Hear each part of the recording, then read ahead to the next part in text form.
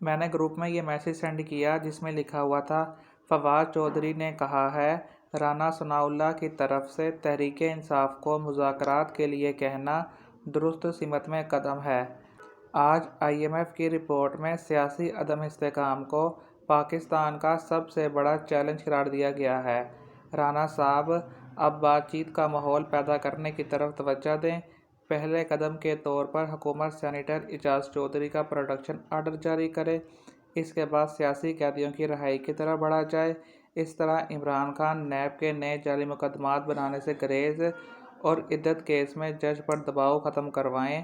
ان اقدامات سے بات چیت کا ماحول بننا شروع ہوگا۔ میں نے پھر ایک اور میسیج کیا ہوا تھا، پاکستانی کشمیر کو ہندوستانی کشمیر بنانے پر لعنت کس پر بھیجنی ہے؟ پورے ملک کو حالت جنگ میں لانے پر اجتماعی فٹے منہ آپ کا۔ پھر ایک لڑکا تھا گروپ میں، اس نے کہا کہ ابھی کل ہی رانا ثناءاللہ بکواس کر رہا تھا کہ PTI پر اب پابندی لگانے پر سنجیدگی سے غور کر رہے ہیں۔ تو میں نے پھر اس کے بعد کہا کہ اس بیان کا واضح مطلب PTI پر پہلے سے ہونے والی سختیوں میں مزید اضافہ کرنے کا پیغام تھا۔ PTI کو کسی نہ کسی طریقے سے ڈیل کے لیے راضی کرنا، وہ یہ چاہتے ہیں۔ اگر ڈیل ہوگی تو PTI کا نقصان، حکومت اور فوج کا فائدہ ہے۔ پھر اس نے آگے سے کہا کہ یہ صرف ڈیل کا تاثر اور عمران خان کو تھک گیا ہے، جھک گیا ہے کا بیانیہ بنانا چاہتے ہیں۔ ان جاہلوں کو پہلے لگا کہ لوگ عمران خان کو مذہبی اسلامی نعرہ مدینہ کی ریاست کی وجہ سے پسند کرتے ہیں۔ ان مادر چودوں نے عدت میں نکاح، ناجائز تعلقات، عیاش انسان اور بشریٰ بی بی پر جادو ٹونے کے الزامات لگائے، مگر عوام نے مسرت کیا۔ پھر انہیں لگا کہ لوگ اسے بہادر سمجھ رہے ہیں، اس لیے اس کے پیچھے کھڑے ہیں۔ انہوں نے اس کے گھر پر پولیس کے ریڈ کروائے، جیل میں ڈالا، نشئی ہونے کا الزام لگایا، جیل 4 دن بھی نہیں کاٹ سکے گا کے تصورات پر اسے اندر بند کیا۔ ناکام ہوئے، وہ ڈٹ کر بیٹھا رہا۔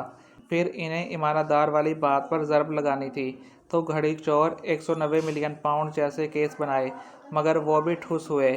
قوم نے 8 فروری کو سارے الزامات مسترد کر دیے اور ووٹ خان کو دیا۔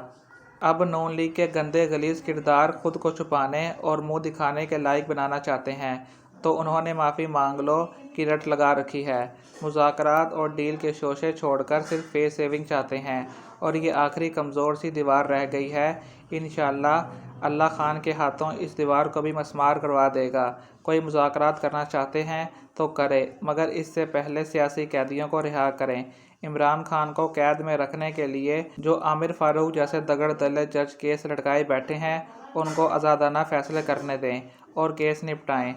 الیکشن کے اصل نتائج کا اعلان کریں، ورنہ جو مذاکرات یہ چاہتے ہیں وہ صرف یہ کہ 2 سال اس حکومت کو چلنے دو، تاکہ وہ جو ستیہ ناز کیا ہے اسے سوا ستیہ ناز کر لیں، لوٹ لیں، PTI میں پھوٹ ڈلوا لیں، جو بالکل قابل قبول نہیں۔ میں نے پھر اس کے بعد یہ تھم بھیجا اس کو۔ پھر یہ لڑکا ہے احمد شاہ، اس نے میری پوسٹ پر کمنٹ کیا، یہ لوگ خود عوام کو انتشار کی طرف دھکیلتے ہیں اور پھر الزام عمران خان اور PTI پر لگا کر خود کو سچے بننے کی کوشش کرتے ہیں۔ اب ہم سب سمجھتے ہیں کیونکہ عمران خان نے ہماری آنکھیں کھول دی ہیں، اور یہی بات ان کو ہضم نہیں ہوتی۔ پھر اس نے مزید کہا کہ بالکل صحیح فرمایا آپ نے۔